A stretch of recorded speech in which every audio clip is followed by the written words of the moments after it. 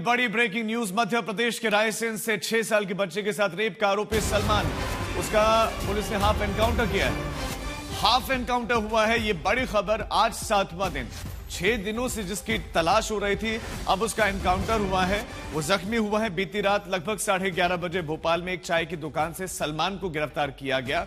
जब उसे रायसेन ले जाया जा रहा था तो यह बताया जा रहा कि रास्ते में सुबह लगभग 4 बजे गाड़ी पंक्चर हुई और आरोपी सलमान ने उसी दौरान भागने की कोशिश कर दी। उसे पकड़ने के लिए पुलिस ने फिर गोली चला दी। उसके पैर में गोली लगी। फिलहाल उसको भोपाल के जेपी अस्पताल में भर्ती करवाया गया है। सलमान की तलाश पिछले 6 दिनों से चल रही थी। 20 टीमें बनाए गए थे। हाथ खाली थे तो सवाल उठ रहे थे, लोग आक्रोशित थे, यहां तक कि हिंसक भी प्रदर्शन हुआ था। और अब ये 30,000 रुपए का इनामी पकड़ा गया है। यहाँ पर पुलिस के साथ हुए संघर्ष ये के साक्ष्य स्पष्ट दिखाई दे रहे हैं। कुछ ब्लड के निशान भी मिले हैं, कुछ फायर के जो खाली खोखे वगैरह हैं वो भी मिले हैं।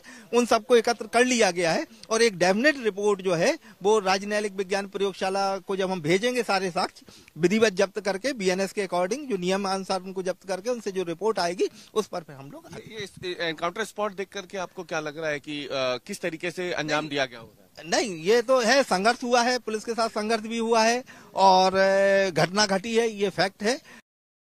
रायसेन में हाफ एनकाउंटर के बाद से हिंदू संगठनों ने एनकाउंटर वाली जगह पर प्रदर्शन किया है। हिंदूवादी संगठन हाफ एनकाउंटर से भी संतुष्ट नहीं, असंतुष्ट हैं। हिंदू संगठनों ने फुल एनकाउंटर की मांग उठाई है। आरोप लगाया कि 6 दिन तक फरार रहने के दौरान सलमान को मदद मिली है। उन मददगारों की पहचान होनी चाहिए। वो उस जगह पर पहुंच गए प्रोटेस्ट करने के लिए जहां पर हाफ एनकाउंटर हुआ। फुल एनकाउंटर की वो मांग कर रहे, जबकि डेमोक्रेसी में एनकाउंटर के लिए जगह नहीं होती है। यहां पर अपराधी ने भागने की कोशिश की और पुलिस ने, जो उनको ट्रेनिंग दी जाती है, लोअर बॉडी पार्ट में गोली मारी और उसको पकड़ा। और ऐसा ही यहां पर पुलिस ने किया है और उसको गिरफ्तार किया गया है। और जो हिंदू संगठन है वो इससे संतुष्ट नहीं है पुलिसिया कार्रवाई से कि फुल एनकाउंटर होना चाहिए। संगठन के लोग एनकाउंटर स्पॉट पर पहुंच चुके हैं और वो शॉर्ट एनकाउंटर से नाराज दिख रहे हैं। उनका कहना है कि ये आधा एनकाउंटर उन्हें मंजूर नहीं है, जिस तरीके की घटना को उसने अंजाम दिया है और 6 दिनों तक वो फरार रहा। तमाम हिंदूवादी संगठन के लोग जो है यहाँ पे इस वक्त मौजूद हैं। बेटी हम शर्मिंदा है, कातिल जिंदा है, बेटी हम शर्मिंदा है, कातिल जिंदा है। शॉर्ट एनकाउंटर तो हो गया, उसका आप लोग बोल भी रहे थे उसके साथ। शॉर्ट एनकाउंटर से काम नहीं चलेगा। ऐसे जिहादी लोग जो रहेंगे, इनका शॉर्ट एनकाउंटर से कुछ नहीं होगा जब तक इनका फुल एंड फाइनल एनकाउंटर नहीं होगा। वो भी पब्लिक के सामने हो, सबकी नजरों के सामने हो। अकेले में लाके शॉर्ट एनकाउंटर करने से एनकाउंटर से और भी जिहादी पैदा होंगे। आप खुल के सुनिए, ऐसे शॉर्ट एनकाउंटर अगर हो गए तो देश में और भी जिहादी पैदा होंगे। कि शॉर्ट एनकाउंटर से वो संतुष्ट नहीं है सलमान के, और वो कह रहे हैं कि कहीं ना कहीं उसे कोई मदद जरूर मिल रही थी, जिसकी वजह से वो 6 दिनों तक इस भरी ठंड में जंगल के रास्ते भोपाल तक पहुंच गया। और अब वो ये मांग कर रहे हैं कि उन मददगारों की भी पहचान होनी चाहिए, जिनकी वजह से घटना के बाद 6 दिनों तक वो पुलिस की गिरफ्त से दूर रहा और रायसेन से होता हुआ वो भोपाल तक पहुंच गया। और इसी खबर पर हमारे संवाददाता रविश इस समय हमारे साथ लाइव जुड़ भी गए हैं। रविश, आपने उन हिंदू संगठनों के सदस्यों से कुछ देर पहले बातचीत की, वो नाराज है, तो क्या ये नाराजगी अभी बनी हुई है जबकि गिरफ्तार हो चुका है अपराधी?